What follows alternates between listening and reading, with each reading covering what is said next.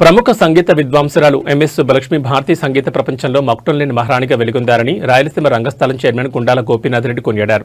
ప్రముఖ గాయని సంగీత విద్వాంసురాలు ఎంఎస్ సుబ్బలక్ష్మి 21వ వర్ధంతి సందర్భంగా తిరుపతి ఆర్టీసీ బస్టాండ్ కూడలిలో ఉన్న వారి విగ్రహానికి రాయలసీమ రంగస్థలం కళాకారులు, సంగీత ప్రియులు, కూటమి నాయకులు గుండాల గోపీనాథ్, రుద్రకోటి సదాశివం, చిత్తరపు హనుమంతరావు పుష్పాంజలి ఘటించి ఘనంగా నివాళులర్పించారు. ఈ సందర్భంగా వారు మాట్లాడుతూ సంగీత ప్రపంచంలో మకుటంలేని మహారాణిగా వెలుగొందిన ఎంఎస్ సుబ్బలక్ష్మి తిరుమల శ్రీవారి సుప్రభాతాన్ని తన గానామృతంతో ఆలపించారని గుర్తు చేశారు. నేటికి ఆమె పాడిన సుప్రభాతం గాత్రంతోనే శ్రీవారిని మేలుకొల్పడం జరుగుతుందని వివరించారు. అలాంటి మహా సంగీత విద్వాంసురాలు ఎంఎస్ సుబ్బలక్ష్మిని స్మరించుకోవడం మన కర్తవ్యమన్నారు.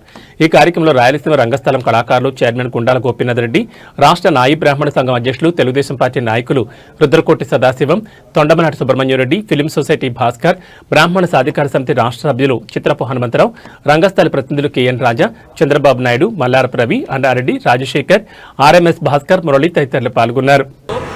సంగీత సరస్వతి ప్రముఖ గాయని ఎంఎస్ సుబ్బలక్ష్మమ్మ గారి వర్ధంతి సందర్భంగా రాయలసీమ రంగస్థలి ప్రతినిధులు, అలాగే కళాకారులు, కూటమి నాయకులు అందరూ కలిసి ఈరోజు ఆమె కాంస్య విగ్రహానికి పుష్పాలంకరణ చేసి ఘన నివాళి అర్పించాము.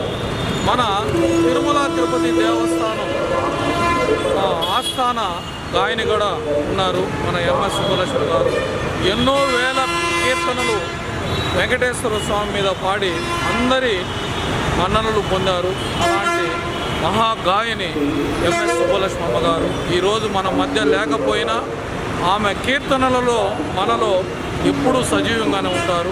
ఈరోజు ఆమె వర్ధంతి సందర్భంగా ఆమెకు ఘన నివాళి అర్పిస్తుంది.